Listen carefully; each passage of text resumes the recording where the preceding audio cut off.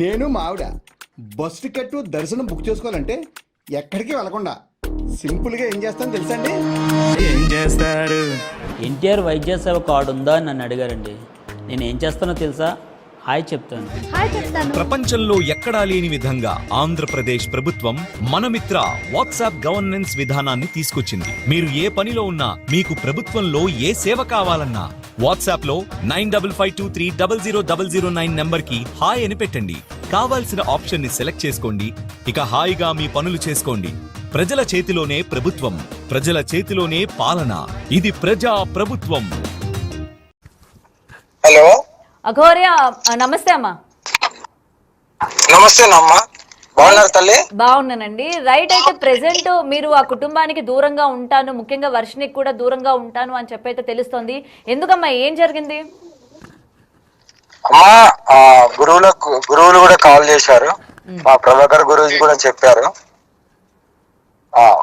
ఇలాంటి సాధనలు ఇవ్వాలంటే మీరు కంపల్సరీ వాళ్ళ అమ్మ నాన్న అనుమతి ఉండాలి.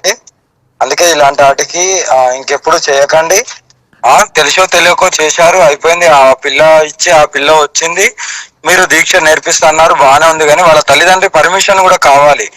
అందుకని తల్లిదండ్రి పర్మిషన్ తోనే ఎవరు వచ్చినా సరే, ఈమెనే కాదు, ఎవరైనా సరే, అబ్బాయిలైనా అమ్మాయిలైనా ఎవరు వచ్చినా సాధన నేర్చుకోవడానికి వస్తే ఫస్ట్ తల్లిదండ్రి అనుమతితోని వస్తేనే మాత్రమే తీసుకొని సాధన ఇవ్వు అని చెప్పడం జరిగింది. 100% నేను గురువులది మాట నేను తీయను. కాబట్టి నేను కూడా ఇంకా ఏం మాట్లాడలేకపోతున్నాను. నాకు కూడా వాళ్ళు అన్నది కూడా కరెక్టే కదా, తల్లిదండ్రి తర్వాతనే ఎవరైనా. మరి గతంలోని మిమ్మల్ని అంటే వర్షిని మీరు తీసుకెళ్లేటప్పుడు మీ గురువులు మీకు చెప్పారా అమ్మా, ఇట్లా వాళ్ళ పేరెంట్స్ పర్మిషన్ మీరు తీసుకొని అమ్మాయిని తీసుకొచ్చారా? నిజంగా ఆ అమ్మాయి సాధన నేర్చుకోవడానికి నిజంగానే ఆసక్తి చూపిస్తుందా, నిజంగా మీతో ఉంటదా అని చెప్పి మీ గురువులు మీతో మాట్లాడారా? నేను గురువులకు చెప్పలేదు. అదే నేను చెప్పిన కదమ్మా. నేను ఈ గత ఏదైతే ఇష్యూ జరిగిందో ఆ తల్లి వచ్చినప్పటి నుండి పోలీస్ స్టేషన్ కి వెళ్ళడము, ఆమె రావడము, మేము మళ్ళీ దర్శనాలకు వెళ్ళడము చెప్దాం అనుకునే లోపు ఇదంతా జరిగింది. బట్ ఇప్పుడైతే నేను ఒకటే అంటున్నా అమ్మా, నేనైతే నా దైవ దర్శనాలు చేసుకుంటూ నా ధర్మ పోరాటంలో నేను ఉన్నాను. నాకు వాళ్ళకు ఏ సంబంధం లేదు, ఇంకా నన్ను కూడా అడగద్దు అని నేను ప్రజలకే ఇంకా వదిలేస్తున్నాను అంతే. ఎందుకంటే నా గురువులు చెప్పింది నేను పాటించాలి, కంపల్సరీ పాటిస్తాను కూడా. ఓకే, అంటే ఇంకా వాళ్ళ కుటుంబంతో కానీ ఇంకా అమ్మాయితో కూడా ఇంకా కాంటాక్ట్ లో ఉండను అని అంటున్నారా? అవునమ్మా, కాంటాక్ట్ లో ఇప్పటి వరకు లేను, ఇంకా ఉండను కూడా. కానీ నా మీద అయితే కేసు ఫైల్ అయిందని తెలిసింది మంగళగిరిలో. వర్షిని వాళ్ళ పేరెంట్స్ పెట్టారా మీ పైన కేసు? అవునవును, మిస్సింగ్ కేసు ఉన్న కిడ్నాపింగ్ కేసు పెట్టారంట. అది చూద్దాం, అది ఎంతవరకు వెళ్తుంది ఏంటిది అనేది. మాక్సిమం నేను కనుక్కున్నాను, కేసు అయితే ఫైల్ అయింది అని నేనే ఫోన్ చేసి కనుక్కున్నాను. కొంతమంది త్రూ నా భక్తులు ఉంటారు కదా, వెళ్ళారు, కనుక్కున్నారు, కేసు అయితే ఫైల్ అయింది. ఒకవేళ కేసు కొట్టేయాలంటే ఎవరైతే విట్నెస్ ఉన్నారో ఆ వర్షిని ఆ తల్లి పిటిషన్ ఆమె వచ్చి పేపర్ రాసి నా ఇచ్చి నేను వెళ్ళాను, కిడ్నాప్ ఏం జరగలేదంటే కేసు కొట్టేయబడుతుంది. లేదంటే చెప్తాది అనుకుంటున్నారా? మరి నిన్నటి నుంచి చూసుకుంటే పేరెంట్స్ తోనే ఉంటానని చెప్తుంది కదా. అది ఆమె వ్యక్తిగతం అమ్మా, చెప్తుందో చెప్పదో భగవంతుని తెలుసు, ఆమెకు తెలుసు, ఆమె మనస్సాక్షికి తెలుసు. బట్ పోలీస్ వాళ్ళు అయితే ఇంకా నేను పోలీస్ వాళ్ళతో మాట్లాడలేదు, కానీ కనుక్కున్నాను, కొంతమంది నాకు తెలిసిన వాళ్ళ త్రూ కనుక్కున్నాను. నేను ఈ ప్రోగ్రామ్ అయిపోగానే నేను వచ్చేస్తాను, ఈ దైవ దర్శనాలు అయిపోగానే వచ్చేస్తాను.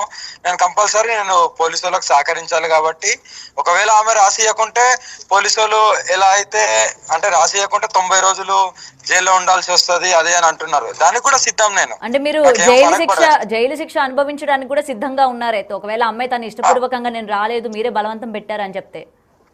100% అమ్మా, 100%. ఎందుకంటే తప్పు ఒప్పులు అనేది భగవంతుడు చూసుకుంటాడు. కానీ ఇక్కడ నాకు కరాఖండిగా వాళ్ళు చెప్పింది ఏంటంటే, నాకు తెలిసిన వాళ్ళు, అమ్మ కేసు అయితే అయింది నిజం, కానీ ఇప్పుడే ఆ అమ్మాయి అయితే ఏదైతే అమ్మాయి రిటర్న్ నేను నా ఇచ్చి నేను వెళ్ళాను, అని ఎప్పుడైతే రాసి వాళ్ళకి ఇస్తారో పోలీస్ వాళ్ళకు, ఉమ్, నేను ఇది కూడా నేను మీడియాలో ఎందుకు చెప్తున్నానంటే ప్రజలందరికీ తెలియాలి ఏం జరుగుతుంది ఏంది అనేది. ఉమ్, ఉమ్, ఆమె రాస్తుందా రాయదా ఆమె మనస్సాక్షికి తెలవాలి. ఉమ్. అండ్ ఈ మధ్యలో ఆ అమ్మాయిని ఏమైనా మార్చారు అనుకోవచ్చా? అంటే మొత్తం కూడా ఇప్పుడు అఘోరికి యాంటీగా నువ్వు ఉండాలి సినారో అని చెప్పి. కనిపిస్తుంది కదమ్మా, సినారో ఉమ్, తల్లి అదే. అది అందరికి కనిపిస్తుంది కదా, ప్రజలకు కనిపిస్తుంది, మన మీడియా వాళ్ళకు కూడా కనిపిస్తుంది ఏం జరుగుతుంది ఎక్కడ ఏంటిది అనేది. రైట్, ఏదున్నా సరే ఫర్దర్ గా ముందుకు వెళ్ళిపోతూనే ఉంటాను. ఇలాంటి చూసుకుంటే నేను వెనక్కి అడిగి వేసినట్టు ఉంటది. కానీ అమ్మ, ఒకటి మీరు జైలు శిక్ష అనుభవించడానికి సిద్ధంగా ఉన్నాను అని అంటున్నారు కదా, మరి ఇప్పుడు దీని గురించి మీ గురువులు మీ వెంట నిలబడ్డం కానీ, ఎందుకంటే మీరు ఇప్పుడు ఒక సాధనలో ఉన్నానని చెప్తున్నారు, అలాగే ధర్మ పోరాటం వైపు ఉన్నానని చెప్తున్నారు, మరి మీరు ఇలా జైల్లో ఉండడం మీ గురువులు మీ తరపున ఏమైనా మాట్లాడే ఛాన్సెస్ ఏమైనా ఉన్నాయా మీ తరపున వచ్చి?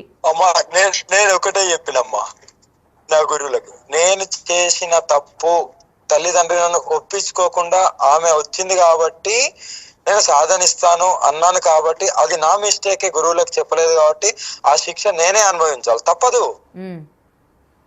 అది కరాఖండిగా చెప్తున్నాయమ్మా. మరి ఈ రోజు మీరు చేసిన తప్పుకి పశ్చాత్తాపడుతున్నారా? ఎందుకు తీసుకెళ్లాను, ఎందుకు నాకు అసలు ఇవన్నీ ఎందుకు, ఇవాళ జైలు అంటున్నారు, అసలు నేను ఎందుకు ఇవాళ ఇలా తప్పుదోవ పట్టాల్సి వచ్చిందని చెప్పి మీరు ఏమైనా పశ్చాత్తాపడుతున్నారా?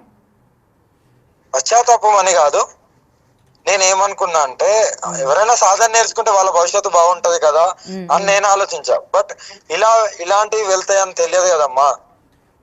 బట్ దేనికైనా సిద్ధం తల్లి, ఓకేనా? దేనికైనా చట్టబద్ధంగా వాళ్ళు ఏ చర్యలు తీసుకున్నా ఐఎమ్ రెడీ. అలాంటి అందులో ఎలాంటిది సందేశం లేదు.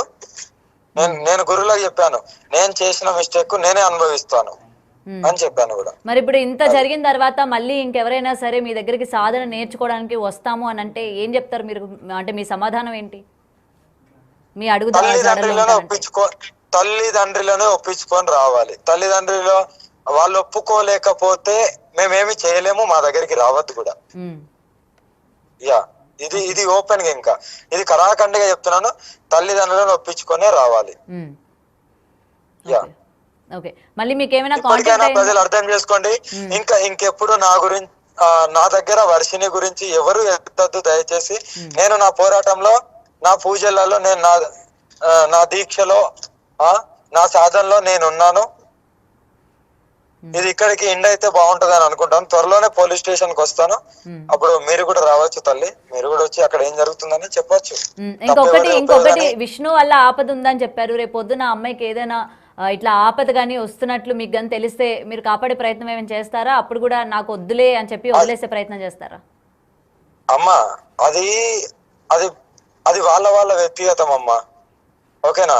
నేను ఆడపిల్లల గురించి పోరాడుతున్నా కాబట్టి 100% ఏదన్నా చాలా పెద్ద ఇది జరిగితే ఆ అమ్మాయికి ఇంకా ఏదన్నా ఫర్దర్ గా ఆ అమ్మాయి ఇంకా లేదు నా జీవితం నాశనం అయిపోయింది అని కంపల్సరీ పోలీస్ స్టేషన్ కి వెళ్ళడం, అక్కడికి వెళ్ళడం అయితే నేను ఆల్రెడీ ముందే చెప్పాను కదా అని అప్పుడు నేను రియాక్ట్ అవుతాను. అప్పటిదాకా నేనేం రియాక్ట్ అవ్వనమ్మా. అది వాళ్ళు ఇచ్చి వాళ్ళకి తెలిసి వస్తుంది, త్వరలోనే కూడా తెలిసి వస్తుంది ఎవరు తప్పు ఏంటన్నది తెలుస్తుంది అంటారు. అయితే భగవంతుడు కంపల్సరీ చూపిస్తాడమ్మా. ఏదో మనకు ఆపర్చునిటీ వచ్చింది, ఎవరో ఆశ పెడుతున్నారు అనేది కాదు, ఆల్రెడీ తెలిసిపోతుంది అందరికి వాట్ ఈస్ ద వాట్ అనేది, ఎవరు ఆశ పెడుతున్నారు ఏంటిది అనేది తెలిసిపోతుంది. దాన్ని బట్టి